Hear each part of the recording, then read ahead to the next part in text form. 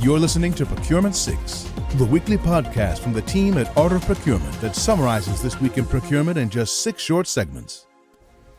Hi there, I'm Helen Mackenzie and today is Friday, December the 9th, 2022.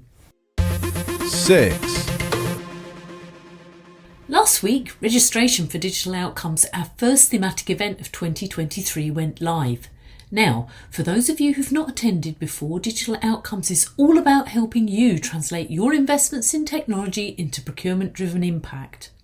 On February 15th and 16th, 2023, we'll be bringing together procurement peers and experts who will help you reach beyond the adoption of tech solutions to deliver impactful digital outcomes.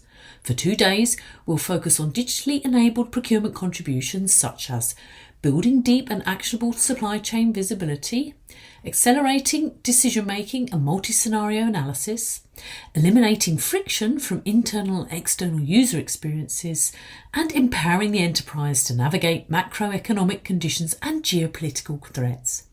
There's no charge to register, and the great news is if you do so, you'll receive exclusive access to all the session replays for the first 30 days following the event. To find out more, go to artofprocurement.com/outcomes23 or click on the link in today's episode show notes. 5. In this week's podcast, Philip Ideson and Kelly Barner were in conversation about ethics. Their discussion was in response to a poll that Phil ran on LinkedIn which asked whether procurement should act responsibly in situations where they have a high amount of leverage. He'd come across an interesting article in Supply Management which suggested that our focus on cost savings was contributing to companies' insolvencies, and that prompted him to run the poll. So, do we have a responsibility for our suppliers or not? It's a tough question, that's for sure. The excerpt I've chosen for you today is where Phil and Kelly discuss a comment that was posted on LinkedIn in response to the poll. One of the things I'm looking at right now is from Embry Davis, who is another AOP alumni from Procurement IQ. And Embry says this is a tough question. I think it comes down to ethics, values, and morals. But do you believe that every supplier deserves the right to a fair profit? So that's really interesting to me. Yeah. Because we'd get in the manufacturing side when we were doing cost modeling or getting cost breakdowns from suppliers, there was always this debate about what's a fair profit margin. And obviously what you as a buyer think is a fair profit margin may be different than what a supplier thinks is a fair profit margin. How do you feel about that? Does every supplier deserve the right to a fair profit? Well, I think they do, but I think it works both ways. I mean, on the one hand, all of us should want well-run companies to be profitable. On the other hand, the company has to be run well enough to be profitable. I mean, you can take a company and have it, on the one hand, run by a very efficient team that's good with the books and keeps track of their investments and makes appropriate growth decisions. Or you can take a company, actually, I'll pull an example somewhat from the headlines. You look at a company like Peloton that thought because everybody was locked in their houses for 18 months that they were going to continue on that growth trajectory forever. And they hired everyone and invested in all this inventory. And oh gosh, the minute we were allowed out of our houses again, people went back to gyms and spin classes. And so things changed. And they had to restructure. So their responsibility in returning themselves to a fair level of profitability had to do with downsizing and changing their operational plans. It's not to say that they should get to keep all of those people employed as much as they might like to, and then everyone that owns a bike should pay $3,000 a month in order to give them that fair profit. There's still sort of that handshake around, yes, we understand you're going to make money, and as long as it seems like a reasonable amount, we're going to be happy for you. But you should also do all of the right things operationally and administratively inside your organization to make sure that you can function as a company inside of what is sort of generally agreed upon to be an appropriate profit margin. For me, working hard to really understand the cost structure of your requirement and the margin that's included in the supplier's price is key to really making an informed decision when it comes to driving down price. 4. In this week's episode of the Sourcing Hero podcast, Kelly Barner was joined by Tim Hughes. Now, I've known Tim for many years. We met at a procurement event. Imagine that. He's someone who talks about and works in the social selling space. Understanding the dynamic between sales and procurement is a topic that we've featured many times on the podcast, and Tim's view is that sales is changing and social media plays a key role. He's even written a book on the topic, Social Selling, and the second edition has just been published. Let's hear what Tim has to say about sales and the relationship with the buyer in these online times. I think that what sales now is very different than when it was 30 years ago. You know, this notion that you turn up and you say, buy my product because we're great. Everybody says that. So everybody goes to market and says that. So what happens is that the buyer is completely ignores that. You know, if we go to a person's website, so HubSpot shows that when a person goes to a website to get information, we're generally only there for about 2 to 4 minutes. And the reason for that is that we're using websites generally to say, oh, that company actually exists. But I mean, I know that organizations that do that send out spam messages, you know, and phishing messages from a cybersecurity perspective will have a website because they want to have some sort of level of legitimacy. So we all know from hanging around on the internet that that really a website doesn't give us what we want, which is why sales now are changing, and they're basically understanding that they need to stand out, they need to be different, they need to be authentic.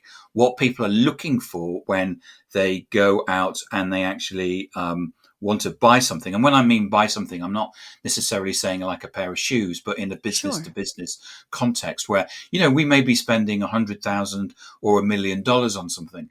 You know, we're going to be looking for an organization that's going to be around.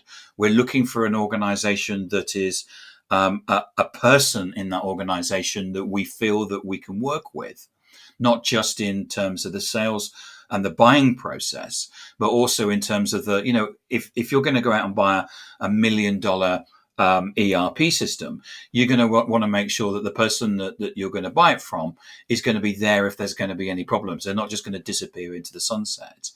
And what social selling provides is this a position that people have or a salesperson will have on the internet where people can go and see, in effect, the shop window of that person. Is that person a person you want to deal with? Now, in some cases, you know, people listening to this may think, oh, that's all very well, Tim, but I would never do business with you, Tim, which is great because I've actually qualified you out. And that's why social selling is actually is so efficient, is that I'm able to qualify the people that are never going to buy from me out just as much as qualify the people that are going to buy from me in. Yeah.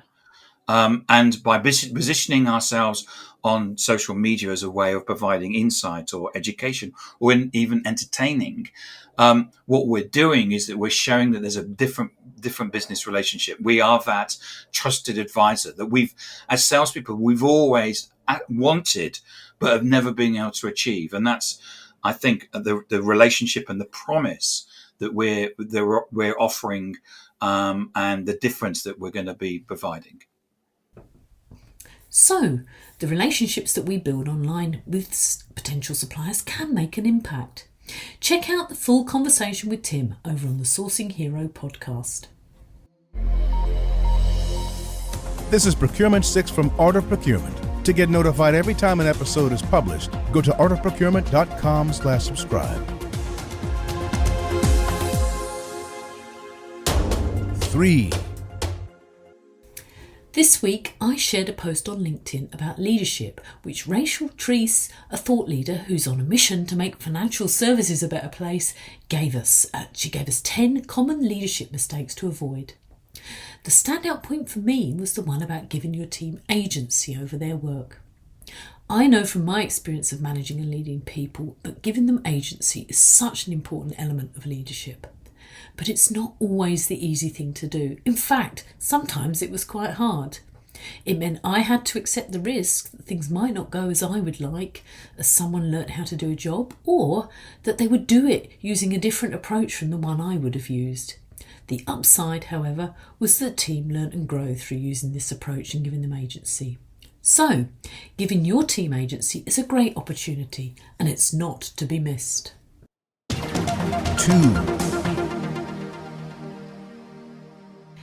Can working less hours make you more productive? Well, the answer from a recent study is yes. In an article on positive.news website, Jan-Emmanuel Deneve reports that one of the largest 4-day week trials to date has revealed positive outcomes for employers and employees, including increased revenue, fewer employees taking time off, and lower staff turnover. The trial involved people based in countries across the world, and it's an interesting addition to the conversation about the future of the work. And it's an interesting one for procurement too to bear in mind, particularly for services where employee costs make up a significant part of the cost drivers of a requirement. 1. As 2022 draws to a close, we've got a different lineup of episodes planned for you. We'll be publishing our last regular podcast on December 16th, where Kelly will be presenting that week's Procurement 6. However, Phil, Kelly and I are all recording special compilation podcasts that we'll post on every Monday over the holiday break. We'll be sharing some of the year's highlights. I'm really looking forward to putting that together for you in my episode. Our normal podcasting service will resume on Monday, January the 9th, 2023. In the meantime, the agenda for AOP Digital Outcomes is taking shape as more sessions are confirmed, and we're also planning for our first AOP Live webinars of the year. To keep up to date with all of our events, visit artofprocurement.com/calendar or sign up for our weekly newsletter. Thanks for listening. We'll be back next Friday at 6 a.m. U.S. Eastern Time. If you've enjoyed this pod, help us grow and tell your peers to search for Procurement 6 wherever they get their podcasts.